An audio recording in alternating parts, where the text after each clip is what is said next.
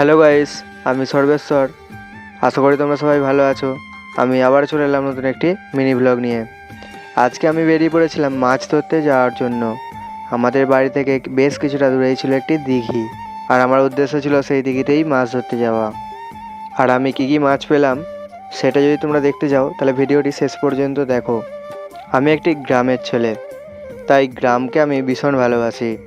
আর এই সবুজ গাছপালা আর এই সবুজ মাঠ যখনই আমি দেখি আমার মনের মধ্যে একটা আলাদাই অনুভূতি কাজ করে। আমাদের গ্রাম নিয়ে কোনো কথা হবে না বস, কি নেই এখানে।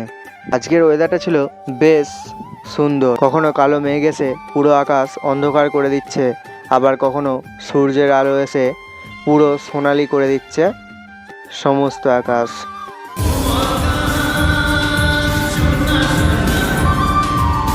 আস্তে আস্তে গ্রামের পথ ফেলে শহরের পথে প্রবেশ করলাম। আমার শহর খুব একটা বড় নয়, তবে কোনো বড় শহরের থেকে কম কিছু নয়। যাই হোক, অবশেষে আমি পৌঁছে গেলাম আমার গন্তব্যে। দিঘিটা দেখতেই পাচ্ছ কত বড়, বিশাল একটা দিঘি। তার পাড়েই আমি বসলাম ছিপ নিয়ে। আর তোমরা কারা কারা মাছ ধরতে পারো অবশ্যই কমেন্টে জানাবে, দেখি আমার কতজন বন্ধু মাছ ধরতে পারে। ছিপ ফেলা শুরুর দিকে ছোট ছোট মাছ ছাড়া আর কিছুই পাচ্ছিলাম না। তারপরে হঠাৎ করে একটি বড় টান ধরলো ছিপে। আমি ভাবলাম হয়তো বড় কোনো মাছ খেয়েছে। তারপরে তুলে দেখলাম একটি ভেটকি মাছের মতো একটি মাছ।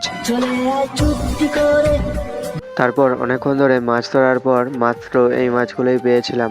হয়তো আমি কম মাছ পেয়েছি বা অনেক সময় নষ্ট করেছি, কিন্তু এই মাছ ধরার যে আনন্দ সেটা কাউকে ভাগ দেওয়ার নয়। বাড়ি ফেরার সময় হয়ে যাওয়ায় বাড়ির দিকে রওনা দিলাম। এই রকমের ভিডিও তোমরা যদি আরো বেশি করে দেখতে চাও অবশ্যই লাইক, কমেন্ট, শেয়ার এবং সাবস্ক্রাইব করে দিও।